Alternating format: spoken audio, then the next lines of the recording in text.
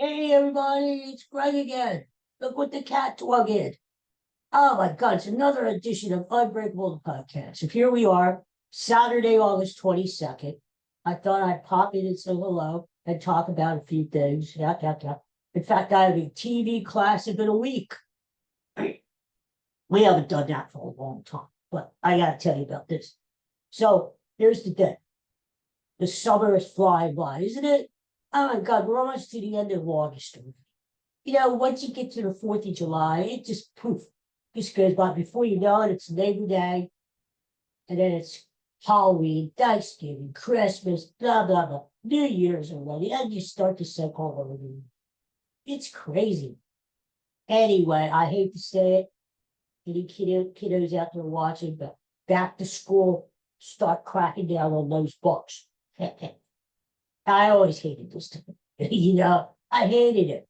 But when I went to school back in 1782, we didn't go back to school till after Labor Day. I mean, you had your Labor Day weekend, you had your fun, last fling of the summer, right? Maybe your last time at the beach for a year. And then you got your Jerry Lewis telethon on Labor Day weekend, lady, Jerry Lewis. And then you went back to school. You enjoyed your Labor Day, you cookout, whatever. You went back to school. They had to drag you there, but you went back, right? With your little Flintstones lunchbox and your little paper bag full of sandwiches. Anyway, so but nowadays they start school in August, and they've been doing it for a long time. And I'm like, what the hell? You don't even have like the whole summer to do if you're a kid. You're back in the routine. Ay. Oh well, that's the way it goes. That's life, huh? But anyway, so before I talk about our TV show of the week, classic TV show. How about those Phillies, huh? 7 in a row. This is the longest winning streak during this season, going back to May of last season when they had a stretch where they were 7-1. So as much as I bash the Phillies on here and online and in my personal life, I got to give them credit. They have bounced back. And you know what the difference was? The difference was when these hitters had a meeting between themselves recently, and they talked about don't be striking out so much. Put the ball in play.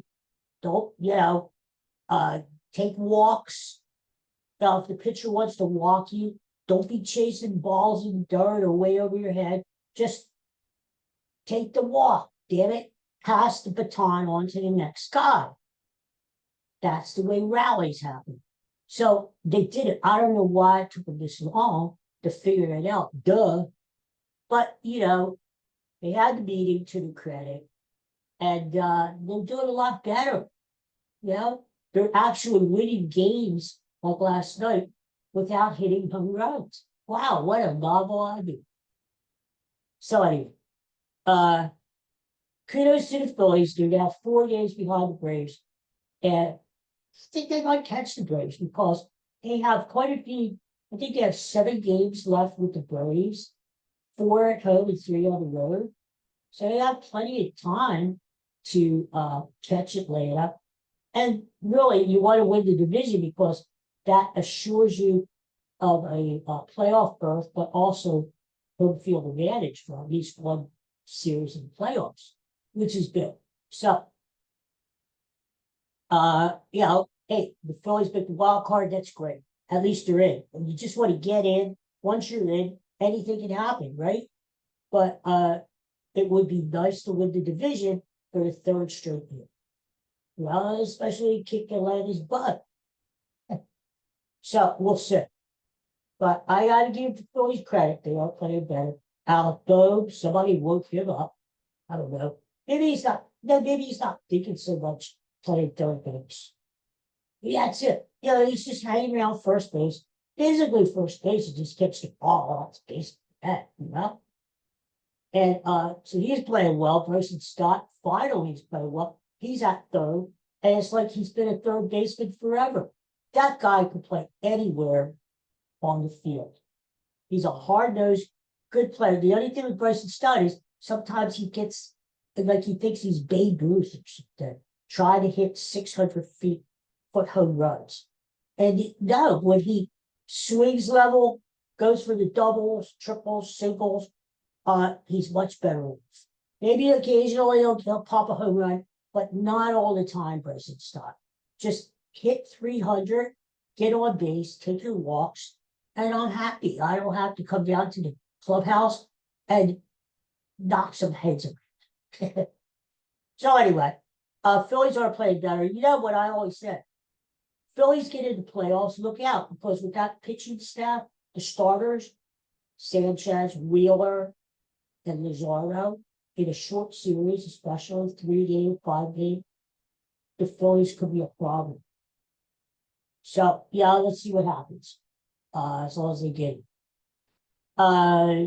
Everybody's looking forward to the Eagles season, right? A couple of weeks ago, they start up, and I can't wait. I think the Eagles are actually going to have a good year. A lot of people are down on the Eagles, and I can't understand why. I mean, who else in the NFC was really going to give that problem? Everybody's like Dallas, Dallas, Dallas, Dallas. Man. Dallas still has to prove to me that they're good. Now, the problem with Dallas is maybe they make the playoffs because they always choke like dogs. Sorry, Coco, but they do. Get into play, even at home games, they choke. So that's one thing you can always count on the Cowboys. Even if they make the playoffs, they're not going to do it. So, I'm scared, if I'm scared of anybody, are the Rams. The Rams are a really good team. And the Eagles play the Rams, but what is it, the fourth game of the season at home, which I will be in attendance to. But I think that's going to be a big game because it will, if the Rams play the Eagles down the road in the playoffs, which is possible, that would be home field. Eagles beat them in October. Chances are they might have home field again. You'd rather have the LA Rams coming from the West Coast into snowy, cold, windy January Philadelphia, right? Rather have them here. And they already showed that they cannot handle our weather in the winter. So that's going to be good. And so the Rams are a concern. And maybe the Lions might be good, the Bears might be good this year. But nobody really scares me, like there's no dominant team. So I think the Eagles have just as good of a chance as anybody else. Oh, and toward the end of the month, which is only 9 days away, I'll be giving you my Super Bowl prediction. Now, don't forget, 2 years ago, on exactly August 31st, 2024, yeah, that makes sense. I always sucked at that. I gave you the Super Bowl picks. Chiefs, Eagles to beat the Chiefs, and it turned out to be true. We won't talk about last season, my prediction. But anyway, so we'll see what the prediction is this year. Who's going to make it to the Super Bowl? Are the Eagles going to get there? Hey, I'm an Eagles fan. I'm a homer. I admit. But that doesn't mean I'm going to pick the Eagles every single year to make the Super Bowl. So it could be something different this year. I really like the Rams, but we'll see. We'll just have to tune in. What else? Sixers, everybody's getting ready for the Sixers season. Are you? The Sixers schedule came out. They opened up in New York at the Garden, playing the world champion New York Knicks. I can't believe I just said that. But I think that's a good open because that is going to be a good testing ground for the Sixers. How good are we? We're playing the world champions on the home court opening night. Are we going to bring it? The Sixers have, I think, a really good chance of winning that game because think about it. the Knicks will be getting the rings. They'll be hoisting the championship banner. Yeah, all the stars will be out there. Yeah, Spike Lee, maybe Taylor Swift will be there. All these stars, rushing over the Knicks. Oh, the Knicks are great. Oh, we love the Knicks. Oh, meanwhile, the Sixers go in there into New York and kick some butt, right? LeBron James, Jalen Brown, they all go in there and start kicking them. So would that be something, huh? I'll tell you one thing. If I was a betting man, and you can write this down, I would take, no matter what the line is, Sixers first quarter. Put that down. Sixers first quarter in the first regular season game in New York. Why? Because the Knicks aren't going to be ready. But they are going to be too much party. We're great. We're full of ourselves. With the banners and the rings. They're going to come out in the first quarter. They're going to be lackadaisical. They're going to be throwing the ball around, turning it over. Their mind isn't going to be on the game yet until maybe the second half. Sixers could get off to a really fast start in that opening game. And if I was betting, I would take the Sixers first quarter. I would say, you know what? Sixers are going to come out and make a statement against the world champs. They're going to step on them. LeBron's going to step all over them. And Sixers may be up like 10 points by the end of the first. Right? So there you go. All right, let's get to our TV classic before this show goes on for hours. Like it sometimes does. I'll tell you what I've been late at night, if I can't sleep, I get on my phone, get on social media. That's a lot of fun. I play Wordle, that's a lot of fun. Words with friends, that's a lot of fun. But I've been thinking about a show that I used to watch loyal, faithfully when I was a kid. When I was growing up, like a teenage, a lot of people comment they ran home from school. This is him to watch the show every single freaking weekday. What was it? Dark Shadows. Do you remember Dark Shadows? It ran from like 1966 until 1972. And it was a soap opera. It was like your regular, General Hospital, As the World Turns, Blinding Light, but it was Gothic. It was set in this Maine, New England, Maine, port city town called Collinsport. The Collins family, rich, they owned like practically all of Collinsport. They got the big mansion where they lived, called Big House. Isn't that something? You have this. You have money and power when you can name your house something. Like Elvis named his house Grayson, right? This is where I live. It's a shack, but I can name it. Let's go to the shop. And so, they named the house Hollywood. Hollywood. That's the big house.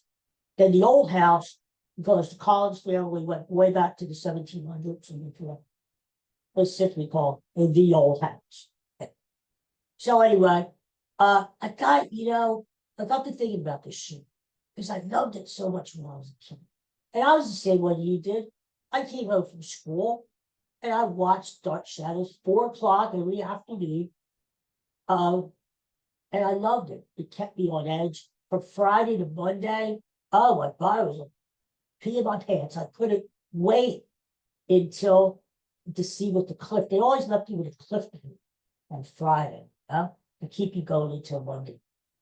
So, but actually, Dark Shadows wasn't very successful at first. But then the producer, the guy who made the show, his name is Dan Curtis, a brilliant guy, had a dream. And his dream was like vampires and ghosts and witches and werewolves. And he thought, well, why can't nobody's done it before. And when you do something original, and people go for it, right? And so he said, why can't I have the supernatural stuff, which I dream about and I love, put it into the soup? It's never been done, right? So that's what he did. So they were ready to cancel Dark Shoulders after about 6 months because it wasn't getting in. It was just lost there in the soup of other soap. Dan Curtis made the brilliant move of putting Barnabas Collins, the redhead, into the show, played by the great Jonathan Frid, Canadian born Jonathan. Here's this Jonathan Frid, this distinguished guy. He's like in his 30s when he started playing Barnabas. And he had done Shakespeare. I mean, we're talking about like this hoity-toity actor here. Like this guy who really like, now I heard he was a nice guy. I never met the guy, but I heard he was a nice guy. But, like this upper class, hoity-toity like actor. Where's the ascot? There were ascots around. Anyway, now he's being asked to be a vampire. Well, work is work. You get the check when you can, right? So I said, all right, I gotta be a vampire. I have to bite a neck once in a while. I bite a neck. So anyway, he becomes a vampire. And he sets the whole TV world, the soap opera world, being on fire. This guy becomes like a cult classic. The teenagers scream for him. I saw him on a show during that time. He was on a show called What's My Line? Remember What's My Line? As a mystery guest. They go in and the panel has the blindfold thing. They have to guess by asking questions who the mystery guest is of the week, the famous guest. One week it was Jonathan Phillips. It was around 1968, 1969, during the run of Dark Shoulders. And when he came out and signed his name, won't you sign your name, please? People saw him and they screamed, Barnabas. And so he was willing to, I would say it was like the Beatles, but he was very, very popular. The ratings went up in the show. That spawned movies, House of Dark Shadows, Night of Dark Shadows. There were books, comic books, The Dark Shadows. The Barnabas was on lunch boxes, all kinds of magazines. It was just crazy. It's crazy. I remember I had a record, Dark Shadows. That was the thing that made Dark Shadows great too, was the music. Not only the opening thing, woo, woo, woo, woo, woo, woo, woo. Remember that? Woo, woo, woo, woo, woo, woo. That was creepy. But then you had the other music in between. Da, da, da, da, da, da, da, da, da, da, da. It heightened the anxiety. You were scared shitless. I remember one scene when Barnabas, I make a long story short, long podcast short. Barnabas was this 200-year-old dude. And he was cursed back in the 1700s because a witch named Angelique, Lara Parker. Yeah, you remember Lara Parker? She had these big blue eyes, these big, no, not what you think. These little cheekbones and her smile, blonde hair. Oh, she was gorgeous. Lara Parker. She played the witch, Angelique. And she had a witchly power. They lived in Martinique. Well, Angelique was a servant for the Collins, the hoity-toity Collins. And she fell in love with Barnabas, who was one of the Collinses, and they were going to marry. But then Barnabas thought better of it and said, I could do it. And it's kind of good. But, Angelique, very revengeful, very, very bitter. Bitter. And she should not have been, but hey, that's the way it goes. She was a witch, which wasn't good for Barnabas because she used all the witchly powers and voodoo and everything against Barnabas. Well, to make a long story short, she cursed Barnabas Collins to become one of the living dead. which is, in other words, he's a vampire. He sleeps during the day in a coffin, as you know, and then he's up at all hours of the night, flying around, turns into a bat, sucking blood, what? So anyway, uh, that was his curse. But his own father taught wind with us and how to cut it out. I can't let you kill all these. And so Barnabas he kind of said, "What are you going to do about it?" You know. So what the father did, why am I learning this? Like it's between you and how close. What the father did was he got Barnabas during the day. When Barnabas was, he couldn't move, because the day that the vampire comes out during the day, he melts away. The father finds out that Barnabas is hanging out. His coffin is in the cellar of the building. He goes there one day, opens the coffin, sees Barnabas in there, shuts the coffin, chains up the coffin, chains around it. Barnabas sleeps for 200 years. Can't get out. All right. Flash forward 200 years to the year like 1967. This grave robber named Willie Loomis, Willie, wants to steal all the jewelry from the dead Collinses. This guy can't get a job. Go work at McDonald's, for God's sake. So he makes the mistake of taking the chains off of Barnabas's coffin. Now, he doesn't know this, of course. And opens the casket, and there's Barnabas alive, and all you see is the hand going up and going around Willie's neck. And I remember that was on Friday. And so that left you hanging all weekend. What the hell is going on? I was scared. I was scared shitless. Oh, Jesus. Anyway, that was just like one scary thing. So anyway, that's how it started. It let Barnabas out of the bag, so to speak. He got control around 1967 Collinsport, and that's how he got started. And that's how the show started. So, all right, yeah. So I'm thinking about the show. And I'm thinking, I haven't seen Dark Shadows in a long time, like 60 years, maybe. So a friend tells me, Dark Shadows, for some reason, got to talk about Dark Shadows.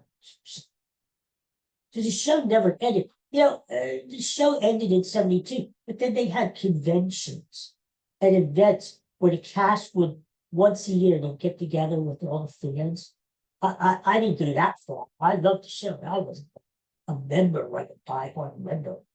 So, but if you look back on Google now on YouTube, you could find Dark Shadows reunions, they call, where all the stars. It was kind of fun to see these stars like Jonathan Friend, the vampire, wearing regular clothes and talking like anybody else on the stage.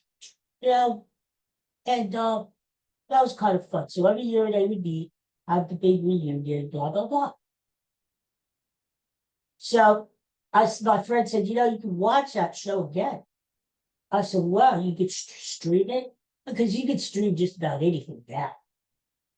He said, yeah, for free. For free, I'm in. We're Tubi TV. I said, all right, I never heard of it, but so downloaded the app, and that's what I've been doing lately for the past couple of weeks. And I wait until I can't sleep or something. This is really stupid, but it's like midnight and it's dark in the house, and there might be thunder. So, hey, the dogs are howling. Woo, woo, woo, woo, woo. And not my dogs, but the dogs like. And it's pretty scary. Here I am with this old guy, and I'm scared shitless too. So anyway, and I'm watching this Dark Shows. I'm watching all these old shows again that I used to love when I was a kid. So I'm up to the point where Barnabas locks this girl. Her name is Maggie Evans, but he thinks he's crazy. He's crazy too, and he thinks he's Josette, his old girlfriend back in the 1700s. You gotta see it. uh, that's where I am. And Sarah, that goes, the little girl, plays with the ball and sings London Bridges, and she comes and gets her off. Anyway, that's what I'm up to now. And what I liked about Dark Shadows too, not only the atmosphere. It was a cheap show, very cheap. You can watch it. And ABC, it was on ABC. They didn't invest very much money into the show because it was a soap opera. It was on during the day. So Dark Shadows is very well known for its mistakes, its bloopers. In fact, if you go online, you could find like a 40-minute blooper reel of just Dark Shadows mistakes, where you see they're doing the scene Barnabas in 1778, and a camera flashes by by the window. You can actually see it. Or a stage crew with the cue cards. You see him in the distance. Just things like that. But it made the show kind of cool, kind of charming.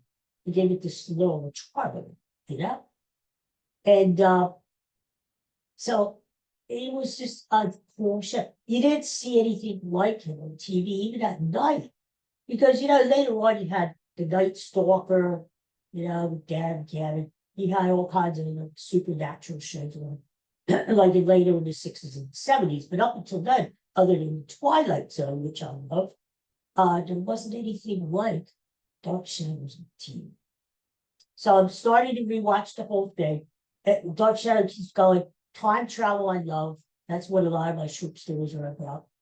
Parallel universes, I love. And the Dark Shadow is very famous for not only its werewolves, it's vampires, it's ghosts, but going back and forth in time. And it's just, plus it had the soap opera day. Who's going to get married? Who's going to have a baby? Who's going to die? So, Dark Shadows, I'm sure you watched it. You had to, and if you haven't, do yourself a favor. Find it and watch a couple episodes. What else do you have to do? Watch a couple episodes and see if you get hooked. I always thought our PBS here in town, which is Channel 12 near Philadelphia, should get the rights to that series and put it on every night, because, like at midnight, college kids would watch it, high school kids would watch it, because that's the kind of cult gathering it had during its original run in the 60s. College kids in between classes would watch Dark Shadows. High school kids, junior high kids, grade school kids would come home from school, watch Dark Shadows. I mean, it was so scary. They didn't show you a lot of blood, but it was so scary, that like a Hitchcock kind of scary, that some parents forbade their children even to watch it for fear that the kids would have nightmares. So I think if PBS put that back on, like around midnight, and one episode every night, it could go on for 12 years, before you get into the and a new generation would find Dark Shadows and appreciate it. Because really, you might have stuff like that on TV now, but it's a lot of blood and a lot of gore, and it's just not the same. It may be made better, special effects better, but like I said, the black and white, and then they reverted to color, and the black and white episodes were better because it made it old looking, the spider webs, and I think the black and white was just like 2 seasons. But watch Dark Shadows. If you remember it as a kid, find it again, like I did. Find it again. It not only makes you feel young again, makes you feel like you did when you were a kid, that anxiety, that thrill, that excitement. It doesn't matter if you see the show and you know how it turns out, because after all these years, it's like new again. And you remember things. Yeah, I remember what happened. Maybe I missed that the first time. I didn't know Barnabas did this. I didn't know Barnabas did that. Then later on in the series, they introduce a female doctor who tries to cure Barnabas of his vampirism, and there's a werewolf. The actor's name was David Selby. I think he's still alive. In fact, there's only a handful of actors from Dark Shadows still living. It was kind of sad watching all these reunions over the year, because the first reunion, I believe, was like in the mid-'80s, and they had like a whole stage full of actors. Hi, Katie, who still were alive, because they were still maybe in the 40s, 50s. Because a lot of these original Dark Shadows actors were already in their 20s, maybe 30s, when they got a job working with Dark Shadows. Joan Bennett, who is a very well-known actress, she worked in the movies with like Jimmy Kennedy, Jimmy Stewart. She played one of the lead roles. Kate Jackson, one of Charlie's Angels, was on Dark Shadows for a short time. If you watch the show, you're going to see a lot of familiar faces, character actors that after Dark Shadows ended went on to other shows. So it's kind of cool. I think it's cool. So anyway, that's what I would do. Watching creepy Dark Shadows late at night and scaring myself. But do yourself a favor, chicken. So that's our TV classic of the week. They tried bringing it back. Yeah, they did the movies. They actually tried bringing it back. The one with Johnny Depp, where he played Barnabas, was awful. Terrible.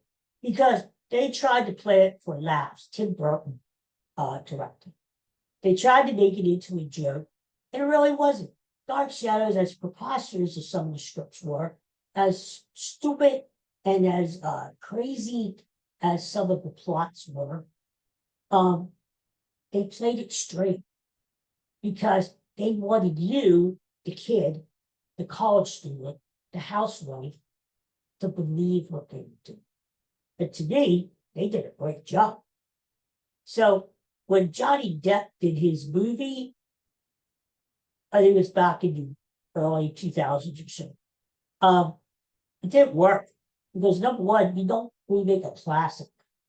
Hollywood isn't famous for doing that, and it never works.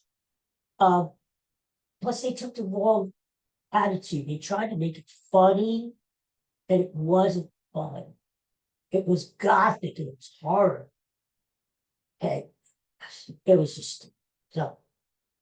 There's been talk about bringing it back again, but I don't know if anyone could really play Barnabas. Because when you think of all the great vampires in literature, in movies, in TV, think about this. You think of Dracula. You think of the Twilight series. Remember that? I'll tell you what, my friends.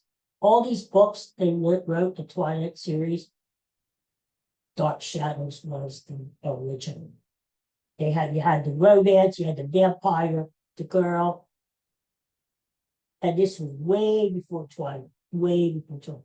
And people went crazy over the Twilight books. You know what?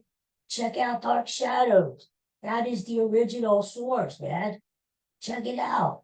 So now that we have great things like Zoom and YouTube and streaming services, you can actually go back. Thank God that they preserve those old episodes. You can watch them too. So the last thing I heard was they were thinking about doing an animated series. Now, whether this may meant puppets or like the Toy Story kind of thing, or actual puppets, I don't know. Are they going to do it scary, or are they going to do it funny? I don't know. But that's the last thing I read, was that presumably someone was in talks with someone else about bringing Dark Shadows back, but in anime. So I don't know. That's what I don't think it's going to work until time passes by. I mean, like nobody remembers Dark Shadows. The people who used to watch it, like me, in the original days, are dead and gone. Then I think it would work. Then I think you bring Dark Shadows back maybe in 2040 or 2050. You bring it back with a whole new cast. like an original story, I think it would work there. Because it's got things that people are interested in. Like we saw in the Twilight books, Twilight series, the movies, they like that kind of stuff. So I would say bring it back in a few years and let a whole new generation savor those. All right, so that's enough. That's enough in it. Everybody have a great weekend. Take care. Peace and love. I'll see you soon. I'll probably be back before Labor Day. Like I said, I want to give you my prediction on the Super Bowl. We're going to talk more about the Eagles coming up, about the NFL in general. I think it's going to be an interesting NFL season. I don't see one team out there who's going to dominate. Like New England. Yeah, everybody's talking about AJ Brown. It's like the greatest thing since sliced bread. Well, I always thought AJ Brown was really a good player with the Eagles. They should have used him. Maybe it would have kept him happy. But I think he's going to have a great year because he's going to have this chip on his shoulder. But, don't see any one great team. Patrick Mahomes coming back. Is it going to be able to come out? Buffalo, are they finally going to get to the Super Bowl after all these years? Yeah, we're talking about the Steve said. I don't see one dominant team in the NFL like there has been in the past. So I think it's going to be a very competitive, very cool NFL season. Can't wait. So do you feel too. So that's coming up, and we'll have much more to talk about. As we swing into the fall, I would say my favorite time of the year, because the one thing I can't stand is humidity, my friends. Maybe you can't either. This summer, because the nights are already getting shorter. I can tell it doesn't stay night until 8:30. It's like 4 or 8, getting to 7:30, and it starts to get darker. Boy, that sucks. I hate that. And as much as I love fall foliage, I love it green, because once these leaves fall off the trees, it stays bare and brown for Jesus to what? May, April? Yeah, I hate that too. But the one thing I do love is I love the Christmas in September. September's my kind of thing. I love it. Can't take the eating humidity anymore. Yeah, when you're 118, I feel like Barnabas Collins. I just can't take it. Yeah. All right, everybody. Thanks for watching. Thanks for listening. Go Phillies. We're playing again at home again tonight. Try to make it 8 in a row. Playing a St. Louis team that's not bad. But the one good thing, the Phillies beat the Marlins 3 games this week. Kind of put distance between them and the Marlins. St. Louis is right behind them. You win another couple games against St. Louis, put a little distance between them too. Phillies are beating the teams that they need to beat. After this weekend, Phillies go on a big road trip. 9 games, 3 different cities, including a trip out west, like Seattle, Arizona, those kinds of things. So everybody take care, go Phils, and I'll talk to you soon. Peace and